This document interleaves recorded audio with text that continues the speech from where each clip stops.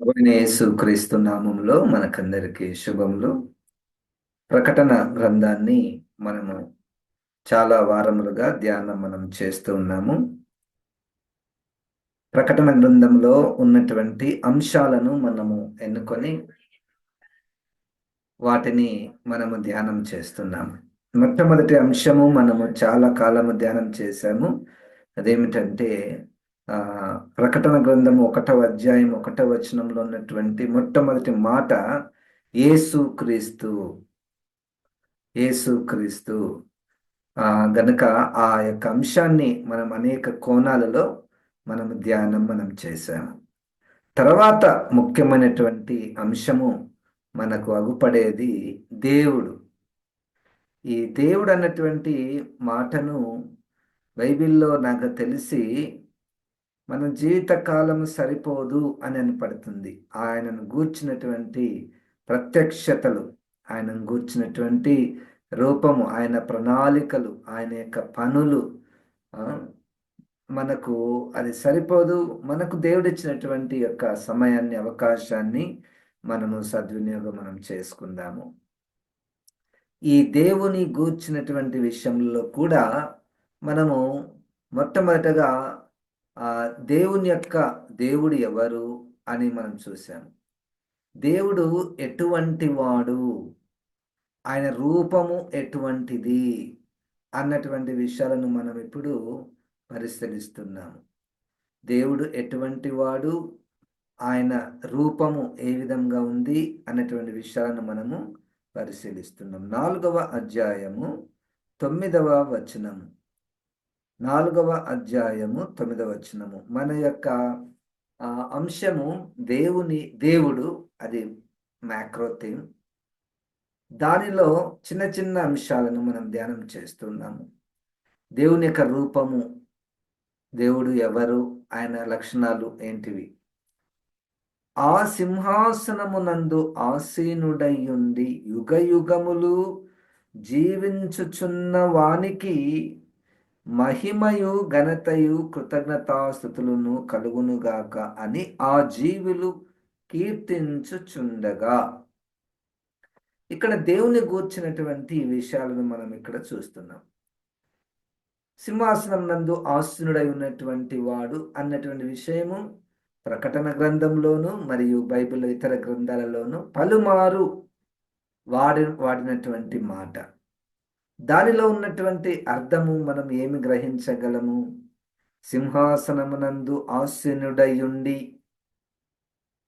అంటే అది ఒక రాజుని సూచించేటటువంటి దృశ్యం, లేదా పరిపాలన, ఈ సృష్టినంతటిని పరిపాలించేటటువంటి ఆ యొక్క ఇంప్లైడ్ మీనింగ్ మనకు సింహాసనాసీనుడైనటువంటి దేవుని గూర్చినటువంటి విషయము మనము గమనిస్తాం. అదే వచనంలో ప్రకటన 4:9లో యుగ యుగములు జీవించుచున్న వానికి. ఇదే మాట పర్యాయ పదాలు భూత వర్తమాన భవిష్యత్ కాలములలో ఉండువాని నుండి యుగ యుగములు జీవించుచున్నటువంటి వాడు. దేవునికి స్తోత్రం, హల్లెలూయా. సాధారణంగా క్రైస్తవుల యొక్క దేవుడు చరిత్రలో కొంతకాలము ఉన్నాడు, అంతకుముందు లేడు, తర్వాత కూడా లేడు అన్న మనసు, భావము, అర్థము కలిగినటువంటి వారు ఎంతో మంది ఉన్నారండి. కానీ బైబిల్ క్రైస్తవుల యొక్క దేవుని యొక్క ఉనికి, ఆయన యొక్క ఉనికి, ఆయన యొక్క కాలము ఏంటంటే యుగ యుగములు ఉన్నటువంటి వాడు. దేవునికి స్తోత్రం, హల్లెలూయా. యుగ యుగములు, భూత వర్తమాన భవిష్యత్ కాలములలో. ఇక వేరే పుస్తకాల్లో మనం చూస్తే ఆదియు అంతమునై ఉన్నవాడు, ఆదియు అంతమునై ఉన్నవాడు. ఇంకొక దగ్గర ఆది అంతము లేనివాడు. చూడండి, అంటే దేవుడు ఎవరు బైబిల్ దేవుడు ఎవరు? బైబిల్ దేవుడు యుగ యుగములు ఉన్నటువంటి వాడు. దాంట్లోనే అదే మాటలో ప్రకటన 4:9లో జీవించుచున్నవాడు. ఎందుకు ఈ మాట పరిశుద్ధాత్మ దేవుడు చాలాసార్లు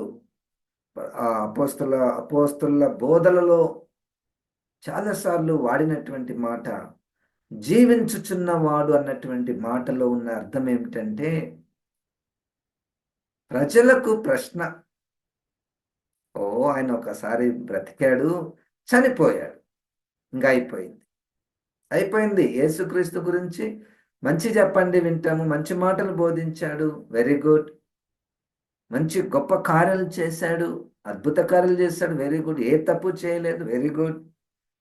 చనిపోయాడు. ఇప్పుడు ఆయన జీవించుచున్నవాడు.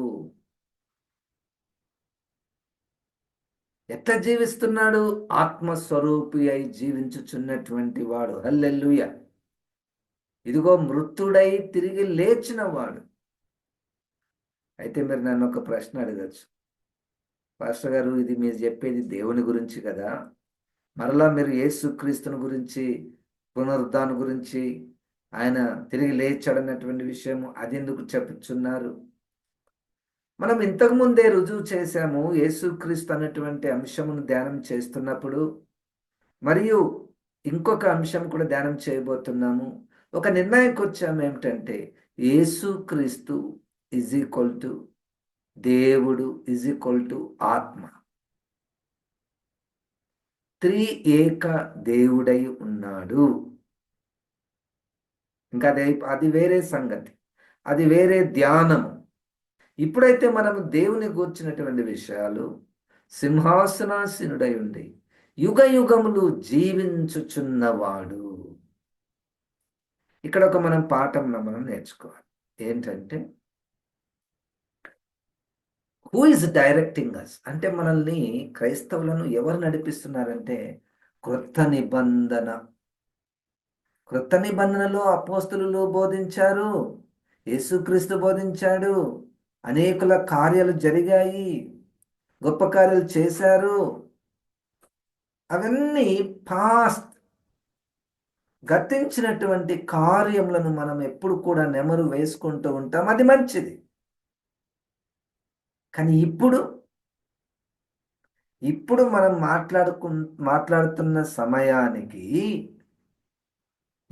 మాట్లాడుతున్న సమయానికి ఎవరు మాట్లాడతారు?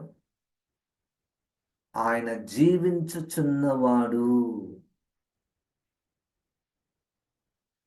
కనుక మనం కేవలము చరిత్రకు సంబంధించినటువంటి వారం మాత్రమే కాదు, కానీ ప్రస్తుతానికి సంబంధించినటువంటి వారము. This is a living word. ఇది జీవించిన కాదు, గతించిన కాదు, జరిగిపోయినా కాదు. దేవుడు మొదటి అధ్యాయము యోహాను సువార్తలో, ఇదే ప్రకటన గ్రంథము రాసినటువంటి గ్రంథకర్త మొదటి అధ్యాయము మొదటి వచనంలో యోహాను సువార్తలో, దేవుడు ఎవరయ్యా అంటే వాక్యం. దేవుడు ఎవరంటే వాక్యం. జీవించుచున్న వానికి మహిమయు ఘనతయు కృతజ్ఞతాస్తుతులు కలుగాకని ఆ జీవులు కీర్తించుచుండగా. 4 జీవులు, సింహాసనము చుట్టూ 4 జీవులు.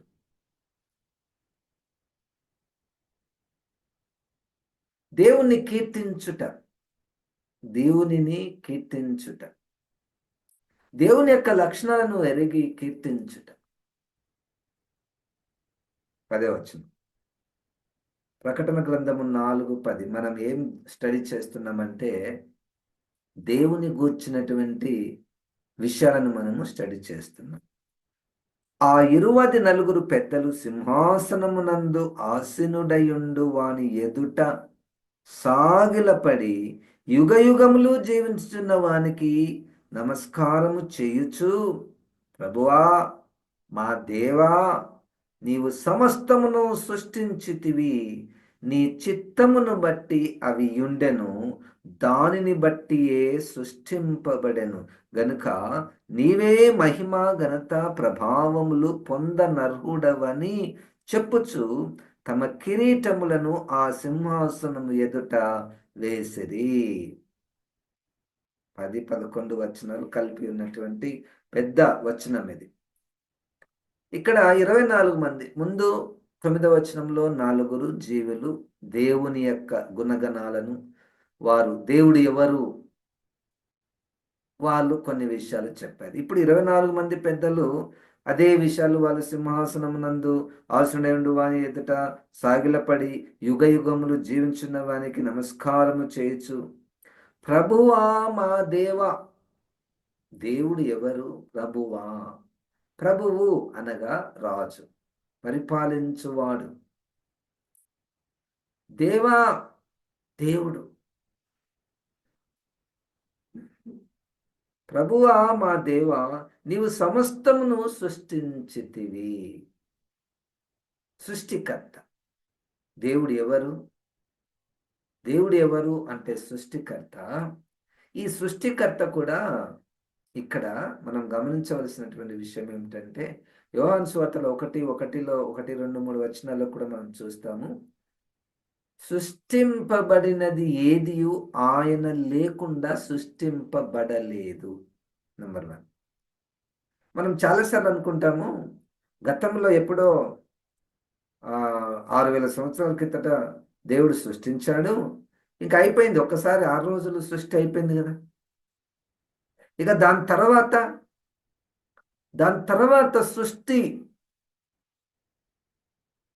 సృష్టించబడుట ఆగిపోయిందా?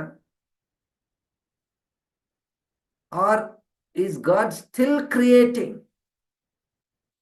దేవుడు ఇప్పటికీ కూడా సృష్టిస్తూ ఉన్నాడా?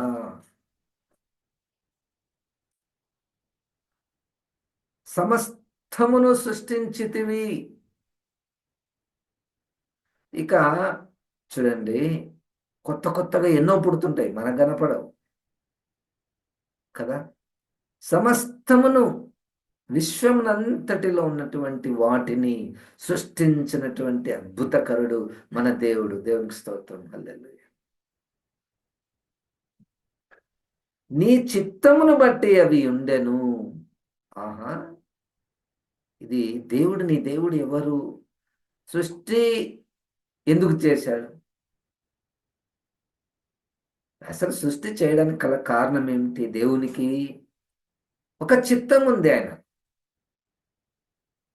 ఒక చిత్తము ప్రకారం, అంటే ఒక ప్రణాళిక ఉంది. అది ప్రభు బయలుపరుస్తాడు. నీ చిత్తమును బట్టి అవి ఉండెను. ఏదో ర్యాండమ్గా నాకు ఇష్టం వచ్చింది నేను చేస్తాను. కొండలు, చెట్లు, జంతువులు, ఆకాశ నక్షత్రాలు బాగుంటుంది. No no no no no. Behind every creation there was a God's purpose and will. ఇప్పుడు ఎంత పెద్ద సృష్టిలో నేను కూడా ఉన్నాను కదా, నీవు కూడా ఉన్నావు కదా. That's a God's plan behind it. నీ చిత్తమును బట్టి అవి ఉండేను. చూడండి, 24 మంది పెద్దలు మానవులు కాదు, నోటికొచ్చినట్టు మాట్లాడడానికి, ఏదో తెలిసి తెలియక మాట్లాడడానికి. They are in heaven. They are in heaven. వాళ్ళు పరలోకంలో ఉన్నారు.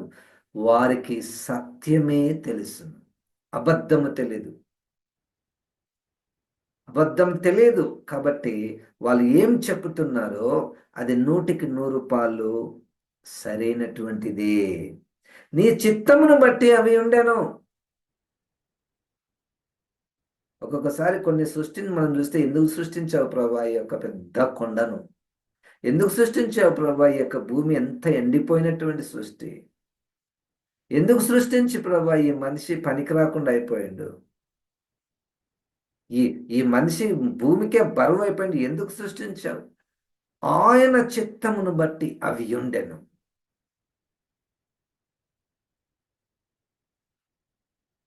కదండి. దేవునిని సృష్టిని ప్రశ్నించడానికి వెళ్ళలేదండి. ఎందుకు సృష్టించావు ప్రభా? నా కుమారుడు అవిటివాడు. ఎందుకు సృష్టించావు ప్రభా? నా భార్య, నా భర్త, నా కుమార్తె ఇట్లా పుట్టింది.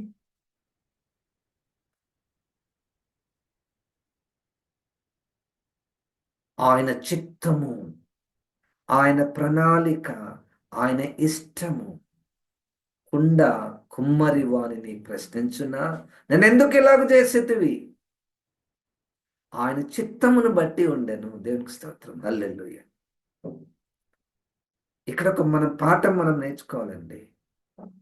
ఒక పాఠం. ప్రభా, ఎందుకంత మనిషి అంత కఠినంగా తయారైండు?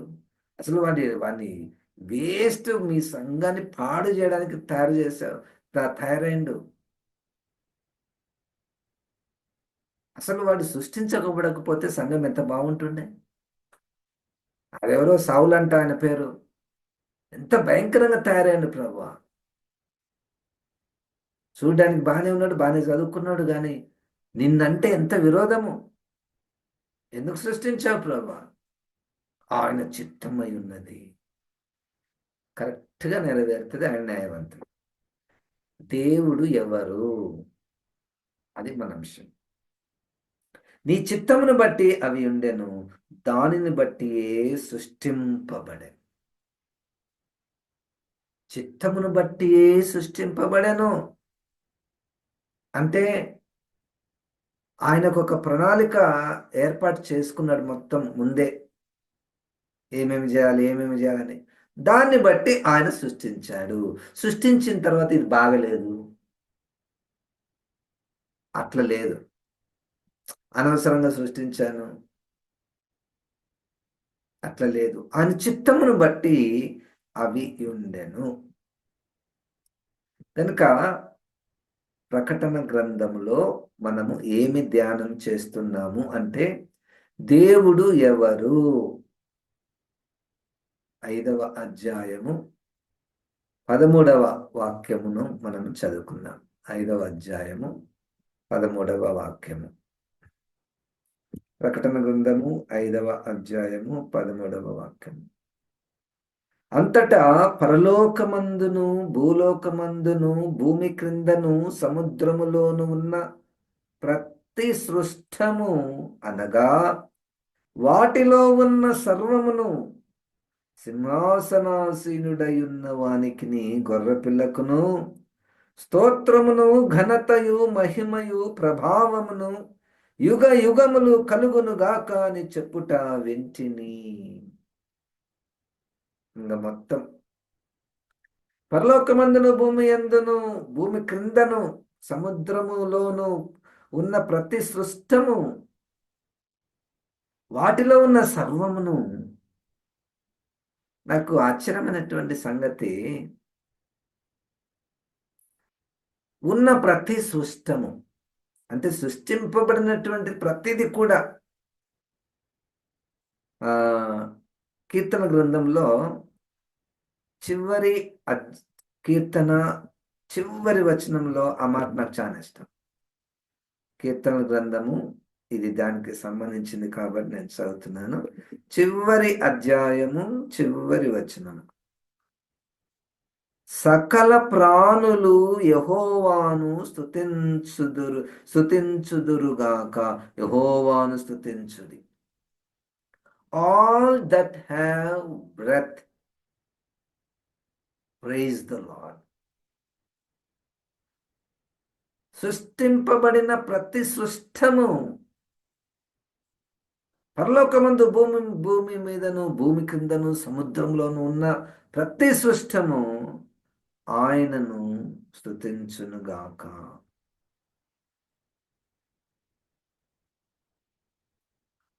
5వ అధ్యాయము 13వ వాక్యము. అంతటా పరలోకమందును భూలోకమందును భూమి క్రిందను సముద్రంలో ఉన్న ప్రతి సృష్టము అనగా వాటిలో ఉన్న సర్వమును, సింహాసనాసీనుడై ఉన్న వానికిని గొర్రెపిల్లకును స్తోత్రమును ఘనతయు మహిమయు ప్రభావమును యుగ యుగములు కలుగును గాక అని చెప్పుట వింటిని. నాకు అర్థం కానటువంటి విషయం ఏమిటంటే, భూమి మీద ఎంతమంది ఎన్ని సృష్టించబడ్డాయి, అవన్నీ భూమి క్రింద సముద్రంలో ఎన్ని జీవులు ఉంటాయి, అవన్నీ దేవుని స్తుతిస్తుంటే ఈయన విన్నాడంట. యోహాను గారు విన్న వినతరమా వినతరమా వినగలుగుతారా? అన్ని దేవుని స్తుతిస్తే ఆత్మలో వింటారు. హల్లెలూయా. అందుకే నేను చాలాసార్లు చెప్పాను, మన శరీరానికి ఏ ఏ అవయవాలు ఉన్నాయో మనలో ఉన్న మనలోనికి వచ్చిన క్రీస్తు ఆత్మకు కూడా అన్ని అవయవాలు ఉంటాయి. మన శరీరంలో ఉన్నటువంటి అవయవాలు పరిమితము. మన శరీరంలో ఉన్నటువంటి అవయవాలకు ఉన్నటువంటి పనులకు పరిమితము. మన శరీర అవయముల కాల పరిమితి కూడా పరిమితమే.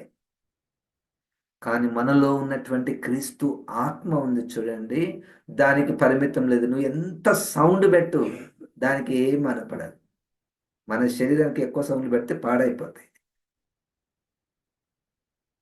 నేను వింటిని, ఆత్మవశుడనై నేను వింటిని, వాళ్ళు దేవుణ్ణి స్తుతిస్తున్నారు. సింహాసనాసీనుడైనటువంటి వాడు యుగ యుగములు మహిమయు ప్రభావమును ఘనత, స్తోత్రము, ఘనత, మహిమ, ప్రభావము కలుగునుగాక అని చెప్పుట వింటి.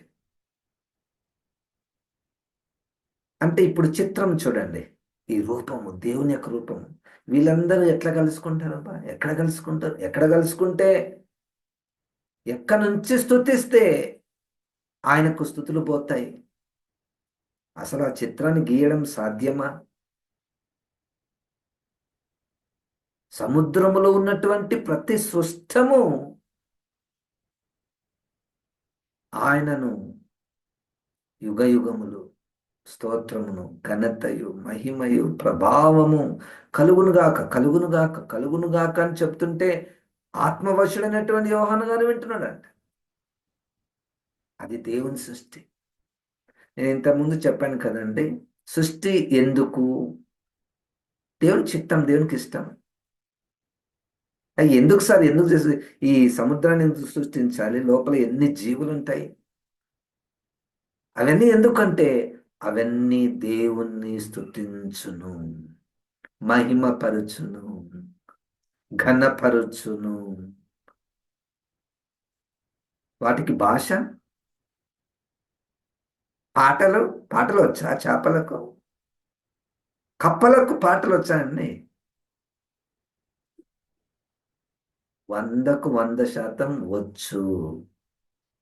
ఆ పాటలు మనకు తెలియదు.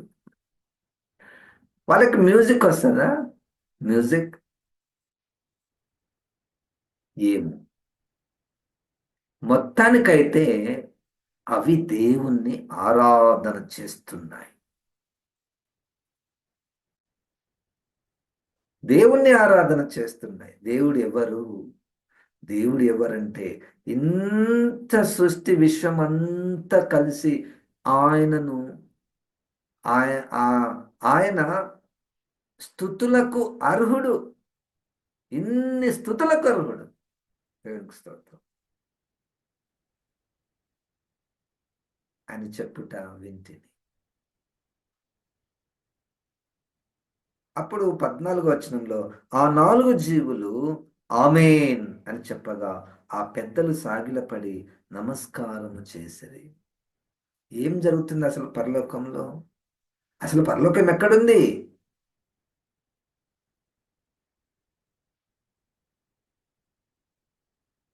నాలుగు జీవులు కూడా వింటున్నాయి, పెద్దలు కూడా వింటున్నారు. ఇప్పుడు మనము భూమి మీద ఉన్నామండి. మనం భూమి మీద ఉన్నాం.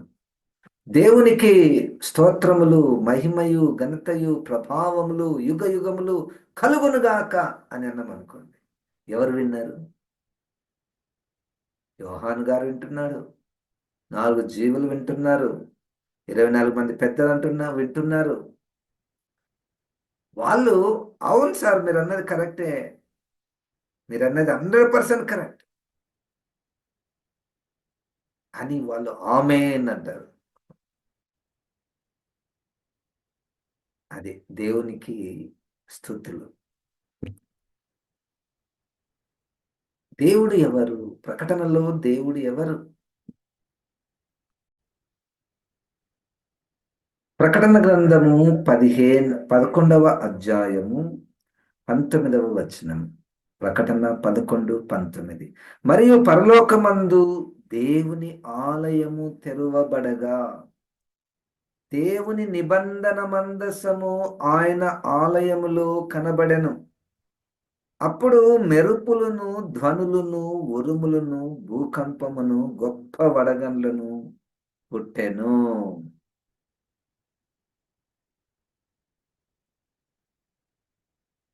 ఇక్కడ యోహాను గారు మరి యొక్క దర్శనం చూస్తున్నాడు. ఒక దృశ్యం.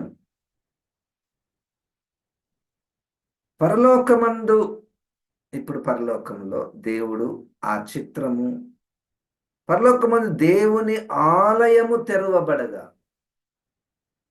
దేవుని ఆలయము తెరవబడగా ఏదో ఒకటి తెరవబడింది. అదేంటి సార్ ఇంతకుముందు చెప్పారు, అసలు పరలోకంలో దేవాలయమే లేదు. పరలోకానికి దేవుడును మరియు గొర్రెపిల్లయే దేవాలయమై ఉన్నారు.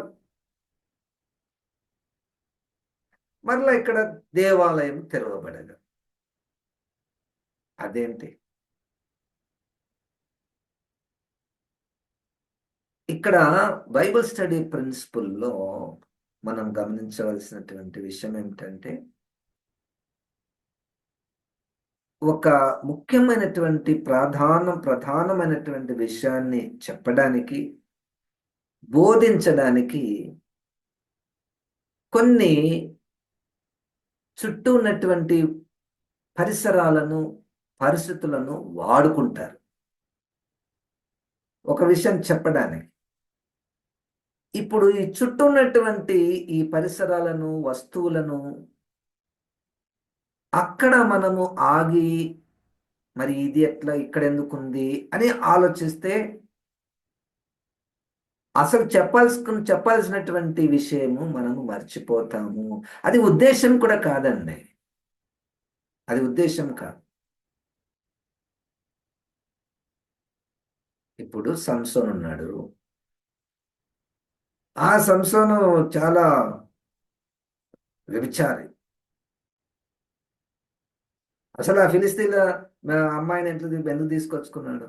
ఎందుకు పెళ్లి చేసుకున్నాడు? తల్లిదండ్రులు వద్దన్నా, అరే సున్నతి లేని దాన్ని ఎందుకు చేసుకున్నావు నన్ను? అక్కడ రాయబడినటువంటి మాట, దేవుడు ఫిలిస్తీయులను నుండి ఇశ్రాయేలును విడిపించుటకు తన ఆత్మను రేపెను గనుక ఆయన ఆ పని చేశాడు. మీరు దాన్ని సంసోను యొక్క చరిత్ర నిదానంగా చదివితే మన మనసు దెలీలా మీదనో, ఇంకొక స్త్రీ మీదనో, దెలీలా మీద పడుకున్నాడు, ఇవి కాదండి. అవన్నీ చుట్టూ పరిస్థితులు, చుట్టూ వస్తువులు, వాడబడినటువంటి వస్తువులు. అసలు విషయం ఏంటంటే, అసలు సంసోను నాజీరు చేయబడినటువంటి వాడు, ఆత్మధార నింపబడినటువంటి వాడు, దేవుని ద్వారా ఏర్పాటు చేయబడినటువంటి వాడు. ఫిలిస్తీన్ల నుంచి ఇశ్రాయేలును విడిపించాలి, అది పని. ఆ పనికి ఇవన్నీ వస్తువులు సహాయపడతాయి కానీ ఈ వస్తువుల వైపు చూసి ఇట్టెట్లా చేసిండు అని అనకూడదు. అది బైబిల్ స్టడీ ప్రిన్సిపల్. కనుక ప్రతి వస్తువు మీద అందుకనే మనకు ఈ అంటే అక్షరార్థంగా మాట్లాడితే మనకు సాహిత్యము అన్నటువంటిది మనకు తెలియాలి. సరేనండి. ఇక్కడ ఆ పాయింట్ ఎందుకు రావాల్సి వచ్చింది అంటే, పరలోకమందు దేవుని ఆలయము తెరవబడగా అంటే, తర్వాత ఏముంది సార్ అంటే, దేవుని నిబంధన మందసము ఆయన ఆలయములో కనపడెను. అప్పుడు మెరుపులను, ధ్వనులను, ఉరుములను, భూకంపమును, గొప్ప వడగండ్లను పుట్టెను. ఈ దృశ్యం ఏంటంటే ఒక అద్భుతమైనటువంటి దేవుని యొక్క శక్తిని, మహిమను, ఘనతను వివరించేటటువంటి మాటలు ఇవి. ఆ? 8వ అధ్యాయం మొదటి రాజుల గ్రంథంలో సొలొమోను గారు అంటాడు, ప్రభా అసలు నీకు గుడి కట్టాలంటే నువ్వు పట్టజాలనటువంటి వాడివి గనుక వాడివి పట్టజాలనటువంటి వాడివి, నీకేంది మేము గుడి కట్టేది? అసలు గుడి కట్టగలుగుతారా? ఆకాశము నీ సింహాసనము, భూమి నీ పాదపీఠం అయితే ఇంకెక్కడ గుడి, ఎక్కడ దేవాలయం కదండి. ఇక్కడ ఇక్కడ విషయం ఏమిటంటే దేవుని యొక్క అద్భుతాలను, దేవుని యొక్క రూపములో ఉన్నటువంటి అద్భుతం, మహిమను, ఘనతను వివరించడానికి మెరుపులు, ధ్వనులు, ఉరుములు, భూకంపమును, గొప్ప వడగండ్లు పుట్టాను. ఏంటి ఇది? 11వ అధ్యాయములో ప్రకటన గ్రంథములో 2 సాక్షులతో ప్రారంభించబడి క్రూర మృగం వచ్చి ఆ సాక్షులను చంపి, క్రూర మృగము పని జరిగిస్తుంటే దేవుడు ఊరుకున్నాడా? క్రూర మృగం అనుకుంటున్నాడు, నేను ఎవరైనా చంపుతా, దేవుని నామంలో ఉన్నటువంటి వారిని ఎవరైనా నేను చంపుతా, నాకు అసాధ్యమైనటువంటిది లేదు, నేను చంపేస్తా అని చంపుతున్నాడు, చంపాడు. అయితే ఆత్మదేవుడు ఈ వాక్యాల ద్వారా గుర్తు చేస్తున్నాడు, అరే క్రూరముగము, నువ్వెంతటి వాడు? ఉరుములు, మెరుపులు, భూకంపాలు శబ్దాలు కలిపితే ఎట్లుంటది? అన్ని కలిపితే ఎట్లుంటది? ఒక్క ఫ్రాక్షన్ ఆఫ్ సెకండ్ మెరుపును మనం చూడలేము. ఇట్లా వస్తేనే భూమి మొత్తం వెలుగొచ్చేస్తుంది. ఉరుములు వినకుండా చెవులు కప్పుకుంటాం. అన్ని మాటలు దేవుని గురించినటువంటి విషయాలు చెప్పడానికి గల కారణం ఏమిటంటే, ఈ అపవాది, క్రూరముగము, అబద్ధ ప్రవక్త వాని యొక్క అనుచరులకు దేవుడు ఎవరో తెలియాలి. మన దేవుడు ఎవరో తెలియాలి.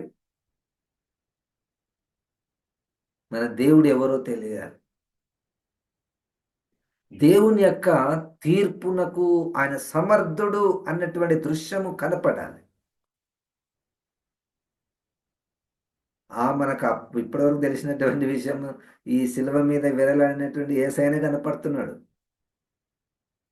సింహాసనాసీనుడైనటువంటి వాడు తన సింహాసనంలో నుండి ఉరుములను, మెరుపులను, ధ్వనులను, భూకంపమును, ఆ దృశ్యం ఏమిటంటే, ఆ దేవుని దృశ్యం ఏమిటంటే,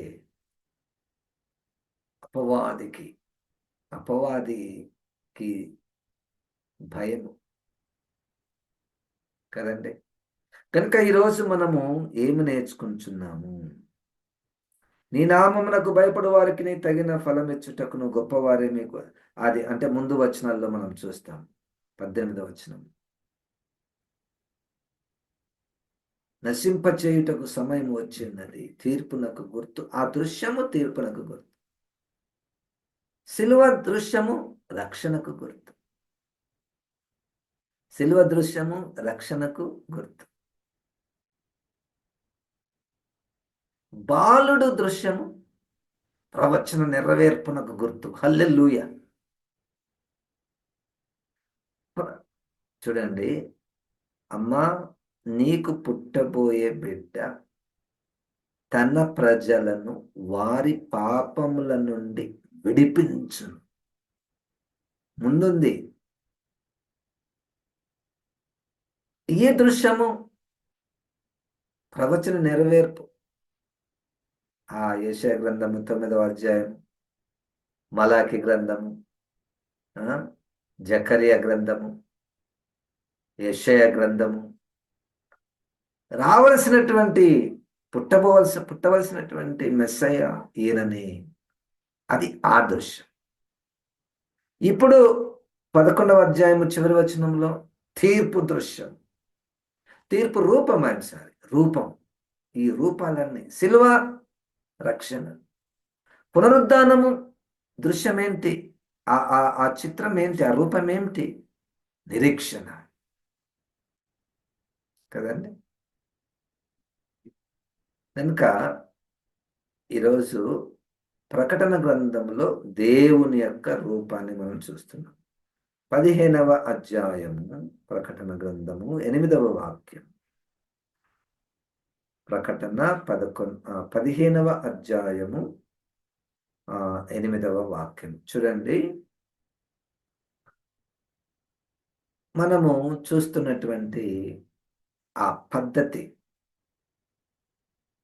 అంటే, మీరెందుకు వరుసగా రావడం లేదు పాస్టర్ గారు? మొదటి అధ్యాయం మొదటి వచనం, తర్వాత రెండవ వచనం, తర్వాత మూడవ వచనం ఇట్లా చెప్తే బాగుంటది. అది కూడా ఒక పద్ధతి. దాన్ని వ్యాఖ్యాన పద్ధతి అంటారు. ఇది ఏంటంటే మనం అంశాలను తీసుకొని ఆ అంశములో అన్ని క్రోడీకరించి, ఇప్పుడు అంశం దేవుడు. దేవుని గురించి ప్రకటనలో ఏమేమి చెప్పబడింది? ఎందుకు చెప్పబడింది? దేవునికి పరలోకానికి ఏం సంబంధం? దేవునికి భూమికి ఏం సంబంధం? దేవునికి మనుషులకు ఏం సంబంధం? దేవునికి యేసుక్రీస్తుకి ఏం సంబంధం? అసలు దేవుని యొక్క ప్రణాళికలు ఏమై ఉన్నాయి అన్న విషయాలు చాలా మనకు దొరుకుతాయండి. చాలా చాలా దొరుకుతాయి. ఇన్ని మనం స్టడీ చేస్తున్నాం. ఏం లాభం? ఏం లాభం అంటే వింటున్నటువంటి వారికి, బోధిస్తున్నటువంటి వారికి అంతకు మునుపు పరిమితముగా తెలిసినటువంటి విషయాలను సంపూర్ణంగా తెలుసుకోవడానికి ఇది ఒక గొప్ప అవకాశము. దాని ద్వారా మనము స్తుతులను చెల్లించుటకు అది మంచి అవకాశము. దేవుని గురించినటువంటి సంపూర్ణ జ్ఞానమును సంపాదించుటకు ఇది ఒక మంచి అవకాశం.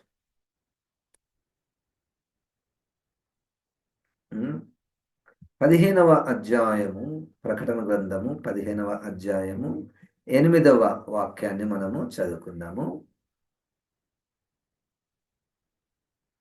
అంతటా దేవుని మహిమ నుండి ఆయన శక్తి నుండి వచ్చిన పొగతో ఆలయము నింపబడినందున ఆ 7 దూతల యొద్ద ఉన్న 7 తెగుళ్ళు సమాప్తి అగు వరకు ఆలయమందు ఎవడును ప్రవేశింపజాలకపోయెను.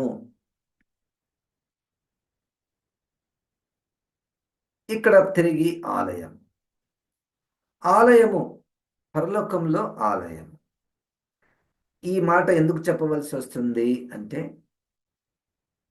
దేవుని గురించినటువంటి విషయము. మరలా ఆలయం ఎట్లుంటుంది? ఆలయం ఎట్లా నిర్మించారు? ఎట్లా బంగారుతో కట్టారు? కాదు. నో. మంచిగా గేట్లు ఉన్నాయంట, మంచిగా పునాదులు ఉన్నాయంట, రంగురంగుల రాళ్లతో పునాదులు వేశారంట. అది కాదు పాయింట్ అక్కడ. అది వధువు, అది సంఘము. బంగారు వీధులు ఉంటాయంట, అది పాయింట్గా అస్సలే కానే కాదు. అది బంగారు వీధులలో నడుస్తామంట, కానే కాదు. అవన్నీ external means to reach the end.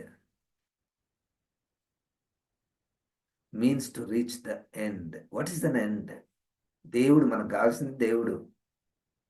అంతేగాని సింహాసనం ఎంత పొడవు ఉంది, ఎంత ఎత్తుంది, ఎట్లా తయారు చేయబడింది, అది కాదు పాయింట్. దేవుడు పరిపాలించువాడు, అది కావాల్సింది మనకు. వీళ్ళేం చెప్తున్నారు చూడండి. అంతటా దేవుని మహిమ నుండి ఆయన శక్తి నుండి వచ్చిన పొగతో ఆలయము నింపబడినందున, దేవుని మహిమ, దేవుని శక్తి నుండి ఒక పొగతో నింపబడింది. అందుకని మనం అప్పుడప్పుడు మనము కొన్ని స్టేజెస్ మీద పొగతో నింపుతారు. పొగతో నింపడం వలన వాక్యం ఏం చెప్తుందంటే అదొక గుర్తు. దేనికి? దేవుని మహిమకు గుర్తు. దేవుని శక్తికి గుర్తు.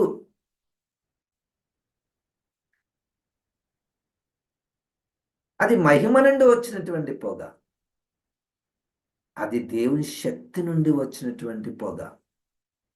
అసలు పొగ ఎందుకు సార్? ఎటువంటి పొగ అంటే ఆ పొగను చూస్తేనే ఎవ్వరు కూడా దేవుని దగ్గరికి పోలేరు. అటువంటి పొగ. అందుకనే ఆలయమందు ఎవడునూ ప్రవేశింపజాలకపోయెను. అంటే ఇక్కడ విషయం ఏమిటంటే సమీపించరాని తేజస్సు. దగ్గరికి పోలేము. దగ్గరికి పోలేమంటే మళ్ళా ఇంకొక ప్రశ్న మనం. మన దేవుని దగ్గరికి మనం డైరెక్ట్‌గా పోవచ్చు కదా! యేసుక్రీస్తు చనిపోయినప్పుడు ఆ మధ్య తెర చింపివేశాడు కదా! ఇప్పుడు మనకు దేవునికి అడ్డేముంది? అది కాదు పాయింట్ ఇక్కడ. అది కాదు. మనం దేవుని దగ్గరికి పోయేది కాదు విషయం ఇప్పుడు మనం మాట్లాడేది. దేవుడు మన దగ్గరకొచ్చేది విషయం కాదు మనం మాట్లాడేది. దేవుని యొక్క రూపం గురించి మాట్లాడుతున్నామయ్యా. అది ఇక్కడ మీరు కేవలం విషయాలను మాత్రమే గ్రహించుట కాదు గాని Bible study method. Bible study మెథడ్‌ని మనం పట్టుకోవాలి. ఆ పద్ధతిని మనం పట్టుకోవాలి. చదివిన దానికల్లా అర్థం ఇచ్చుకుంటా పోకూడదు.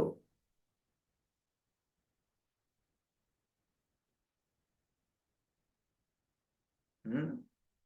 అంతటా దేవుని మహిమ నుండియు ఆయన శక్తి నుండి వచ్చిన పొగతో ఆలయము నింపబడినందున ఆ 7 దూతల యొద్ద ఉన్న 7 తెగుళ్ళు సమాప్తియగు వరకు ఆలయమందు ఎవడునూ ప్రవేశింపజాలకపోయెను.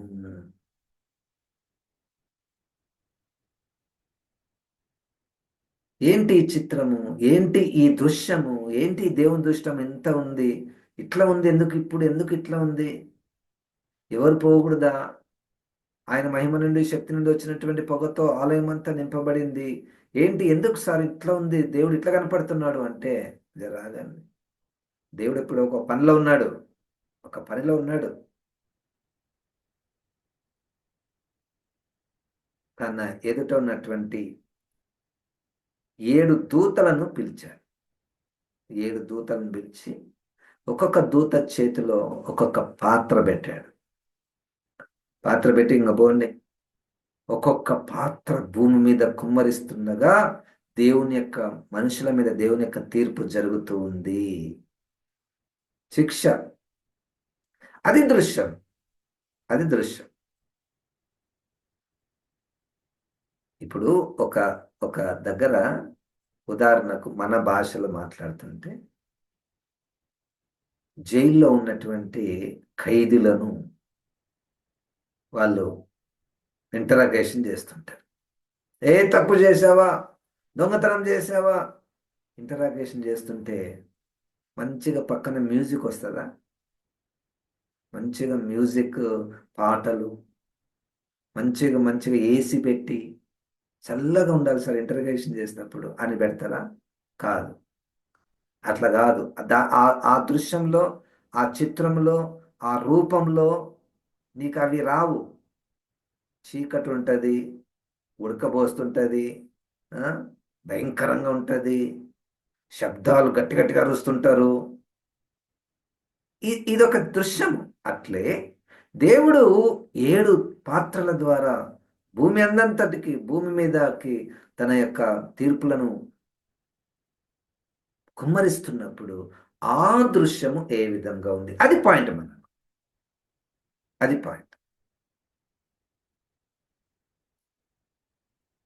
ప్రకటన గ్రంథము 15వ అధ్యాయం 8వ వచనం మనం.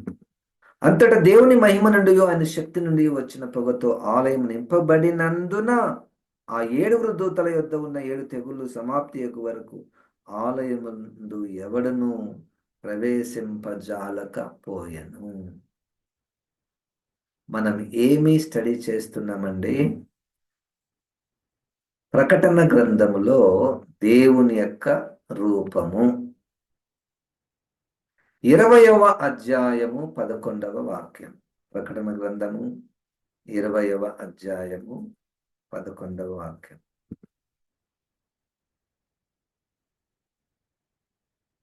మరియు ధవలమైన సింహాసనమును దానియందు ఆసీనుడయ్యున్న యొక్కని చూచి తిని, భూమి ఆకాశములు ఆయన సముఖము నుండి పారిపోయెను, వాటికి నిలువ చోటు కనబడకపోయెను. మరియు గొప్పవారేమి కొద్దివారేమి మృతులైన వారందరూ ఆ సింహాసనం ఎదుట నిలువబడి ఉండుట చూచి తిని, అప్పుడు గ్రంథములు విప్పబడెను, మరియు జీవ గ్రంథమును వేరొక గ్రంథము విప్పబడెను. ఆ గ్రంథముల యందు రాయబడి ఉన్న వాటిని బట్టి తమ క్రియలను బట్టి మృతుల తీర్పు పొందిరి. ధవళమైన మహాసింహాసనము, దేవుడు అక్కడ కూర్చున్నాడు. ఆ దృశ్యం ఇప్పుడు ధవలము అంటే తెల్లని, ధవలమైన మహాసింహాసనం. ఇప్పుడు తెల్లని సింహాసనం ఎందుకు వచ్చింది? మళ్ళా తెల్లని సింహాసనము మీద, సింహాసనం అంటే అయిపోతుంది అసలు, మళ్ళీ తెల్లని సింహాసనం ఎందుకు? తెల్లని సింహాసనం అన్నటువంటి విషయంలో ఏముందంటే, ఆయన యొక్క న్యాయములో, ఆయన యొక్క తీర్పులలో మచ్చలేని తీర్పు జరుగుతుంది. ఎవని క్రియల చొప్పున వానికి, అంతే, దానికి తిరుగులేదు. తెల్లని సింహాసనము, ధవలమైన సింహాసనము మీద ఆయన ఆసీనుడై ఉన్నాడు. ఆయన తీర్పున కూర్చుంటే 100% నీకు న్యాయం జరుగుతుంది. అంతే, ఇంకా 100% నీకు న్యాయమే. అందుకనే ఆయన తెల్లని ధవలమైన సింహాసనము మీద ఆయన ఆసీనుడై ఉన్నవాడు.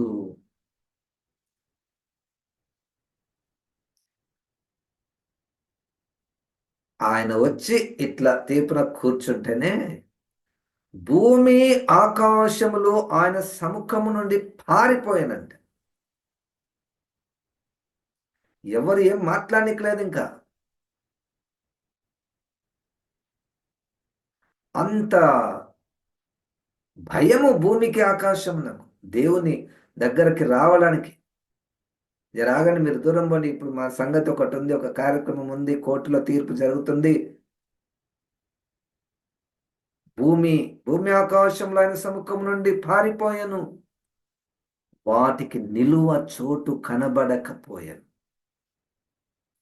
ఇదేంటి దృశ్యము? ఇప్పుడు ఉదాహరణకు ఎవరైనా ఒక పెద్ద వ్యక్తి, మంచి అధికారంలో ఉన్నటువంటి వ్యక్తి వస్తే సాధారణమైనటువంటి పేద ప్రజలు ఏమి ఉంటారు, ఎక్కడో పోతారు. వీళ్ళు పోలీసు వాళ్ళు, పక్క జరగండి, పక్క జరగండి, మీరెందుకు వచ్చిండ్రు ఇక్కడ, ఇది విఐపి, ఇది వివిఐపి అని కొంతమందిని దూరం చేసేస్తారు. ఇక్కడ నిలబడకండి మీరు, ఇక్కడ పెద్ద మనిషి వస్తున్నాడు. మీరేంటి? భూమి ఎంత పెద్దదండి? భూమి ఎంత పెద్దది? ఆకాశం. ఆయన వచ్చి కూర్చుంటే, ఆయన వచ్చి ధవల సింహాసనం మీద కూర్చుంటే అవి పారిపోయాను, వాటికి నిలువ చోటు లేదంట. అంటే ఇప్పుడు ఈ వ్యక్తి యొక్క గొప్పతనాన్ని చూపించడానికి ఆ పదాలు వాడారు. అంతేగాని భూమి పరిగెత్తింది, లేకపోతే ఆకాశము పరిగెత్తిపోయింది, ఎక్కడ పోయిందో ఏమో, అది కాదు పాయింట్.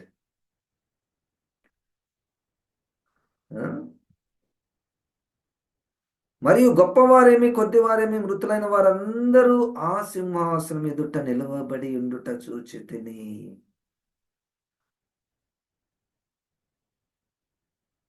యోహాన్ గారు చూస్తుంటే సింహాసనం కనపడుతుంది, తెల్లగా ఉంది. ఆయన ఆయన దాని మీద కూర్చున్నాడు. భూమి ఎంత అంటే భూమి ఆకాశంలో పారిపోయినటువంటి స్థితి. అప్పుడు మృతులందరూ మృతులందరూ ఆ సింహాసనం ఎదుట నిలువబడి ఉండుట చూచితే, ఎట్లున్నారు వీళ్ళు మృతులు? ఎటువంటి దృశ్యం కదండి. ఎంతమంది మృతి చెందారు ఇప్పటి వరకు? అమ్మో! ఇప్పుడు ఈ సింహాసనం తీర్పు సమయానికి ఇంకెంతమంది చనిపోతారో. ఆ దృశ్యం చూడండి. Is it possible to grasp things with our naked I, with our limited mind? ఎంతమంది సింహాసనం ఎదుట నిలబడతారు?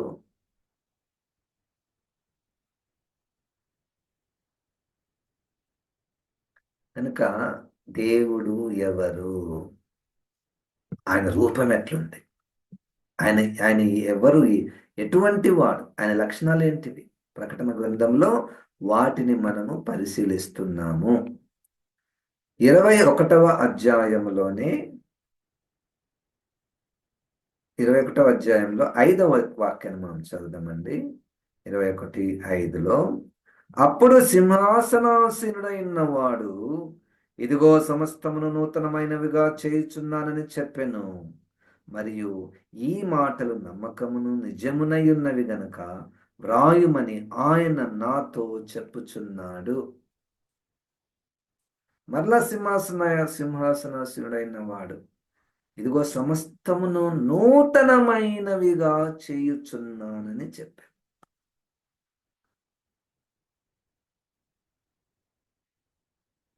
సమస్తమును నూతనమైనవిగా చేయుచున్నాను.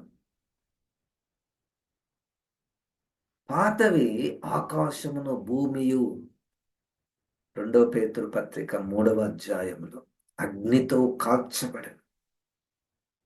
ఇప్పుడున్నటువంటి ఆకాశము, ఇప్పుడున్నటువంటి భూమి అగ్నితో కాల్చబడును. అప్పుడు మరలా ఆయన నూతనమైనటువంటి ఆకాశమును భూమిని చేస్తాడు.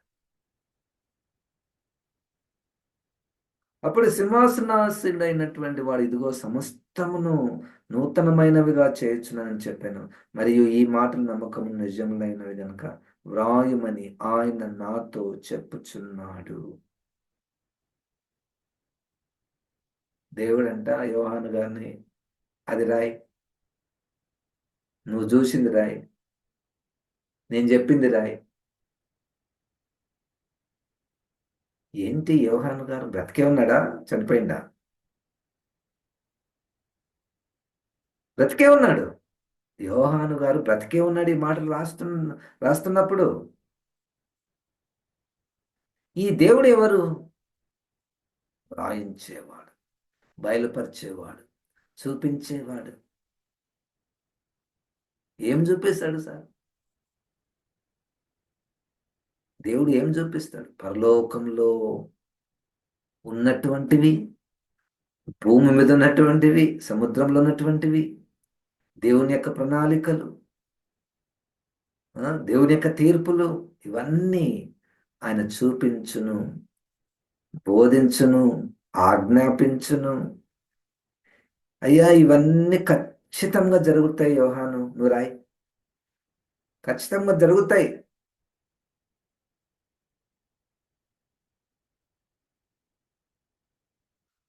కనుక ఈరోజు మనము దేవుడు ఎవరు అన్న విషయాన్ని మనం పరిశీలిస్తున్నాం. ప్రకటన గ్రంథం 22వ అధ్యాయం, ప్రకటన గ్రంథము 22వ అధ్యాయము 1 నుండి మనము గమనిద్దాం. ప్రకటన గ్రంథము 22వ అధ్యాయం. మనకు సమయం అయిపోవచ్చింది కాబట్టి ఇక్కడ మనము ఆపేస్తున్నాము. తిరిగి దేవుడెవరు అన్న విషయాన్ని నెక్స్ట్ వీక్లో మనము ధ్యానం చేయబోతున్నాం. దేవుడు మనల్ని దీవించును గాక. ఆమేన్.